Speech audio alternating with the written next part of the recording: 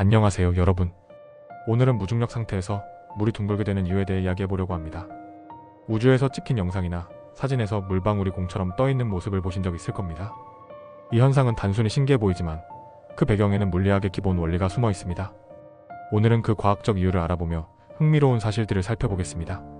우선 지구에서는 물이 중력의 영향을 받습니다. 우리가 컵에 물을 따를 때 물이 아래로 떨어지는 이유는 중력이 물 분자를 아래로 끌어당기기 때문입니다. 또한 중력은 물을 표면에 고정시키는 힘으로 작용해 물이 특정한 모양을 유지하도록 합니다. 하지만 우주에서는 중력이 거의 없는 무중력 상태에 도달하게 됩니다. 이 상태에서 물의 행동은 완전히 달라집니다. 무중력 상태에서 물이 둥글게 되는 가장 중요한 이유는 바로 표면 장력 때문입니다. 표면 장력은 액체 표면에서 작용하는 물리적 힘으로 액체가 가능한 한 작은 면적을 유지하려고 하는 성질입니다. 물 분자는 서로를 강하게 끌어당기는 성질, 즉 응집력을 가지고 있습니다. 이러한 응집력 때문에 물은 최소한의 표면적을 가지려는 경향이 있는데 3차원 공간에서 가장 작은 표면적을 가지는 형태는 바로 구형입니다. 지구에서는 중력이 표면 장력보다 훨씬 더 큰 영향을 미치기 때문에 물은 컵이나 그릇의 형태를 따라가게 됩니다. 하지만 우주에서는 중력이 거의 없기 때문에 표면 장력이 물방울의 모양을 결정하는 주요 요인이 됩니다. 그 결과 물은 자연스럽게 둥근 형태를 취하게 됩니다. 이처럼 무중력 상태에서의 물방울은 표면 장력의 순수한 작용을 보여주는 사례라고 할 수 있습니다. 이 현상을 더 깊이 이해하려면 분자 수준에서의 상호작용을 살펴볼 필요가 있습니다. 물 분자는 산소 원자와 수소 원자가 결합된 형태로 극성을 가지고 있습니다.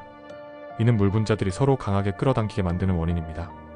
이러한 분자 간의 인력이 표면 장력을 형성하며 무중력 상태에서는 이 힘이 물방울의 형태를 결정하는 주요 역할을 하게 됩니다. 그렇다면 왜 물방울이 완벽한 구형이 아닐 때도 있을까요? 이는 외부 요인의 영향 때문입니다. 예를 들어 우주정거장 내의 공기 흐름이나 다른 물체와의 접촉이 물방울의 형태를 왜곡시킬 수 있습니다. 하지만 이러한 방해 요인이 없다면 물은 거의 완벽한 구형을 유지하려고 합니다. 무중력 상태에서 물의 행동은 우주 탐사와 관련된 여러 응용 분야에서도 중요합니다. 예를 들어 우주에서 물을 사용하는 방법을 연구할 때 물방울의 형태와 움직임을 이해하는 것이 필수적입니다. 국제우주정거장에서는 무중력 상태에서 물이 어떻게 행동하는지 실험하기 위해 다양한 연구가 이루어졌습니다. 이러한 연구는 우주 비행사들이 물을 효율적으로 활용하고 관리할 수 있도록 돕는 데 큰 기여를 하고 있습니다. 또한 무중력 상태에서의 물은 지구에서 활용할 수 있는 기술 발전에도 영향을 미칩니다. 예를 들어 표면 장력을 활용한 정밀한 액체 제어 기술은 의학, 공학, 나노기술 등의 분야에서 중요한 응용 가능성을 가지고 있습니다. 물의 표면 장력을 이해함으로써 새로운 혁신을 이룰 수 있는 길이 열리는 것입니다. 물방울의 둥근 형태는 단순히 물리학적 원리를 보여주는 데 그치지 않고 무중력 상태에서의 인간의 경험과도 연결됩니다. 우주 비행사들은 물방울을 공처럼 다루며 마치 장난감을 가지고 놀듯이 물을 관찰하고 활용합니다. 이는 과학적 실험뿐만 아니라 무중력 상태에서의 독특한 삶의 방식을 엿볼 수 있는 흥미로운 사례이기도 합니다. 마지막으로 이러한 현상은 우리가 물리학의 기본 원리를 더 잘 이해하는 데 도움을 줍니다. 표면 장력, 중력, 분자 간의 상호작용 등은 우리 일상 속에서 자주 접하는 현상을 설명하는 데 중요한 역할을 합니다.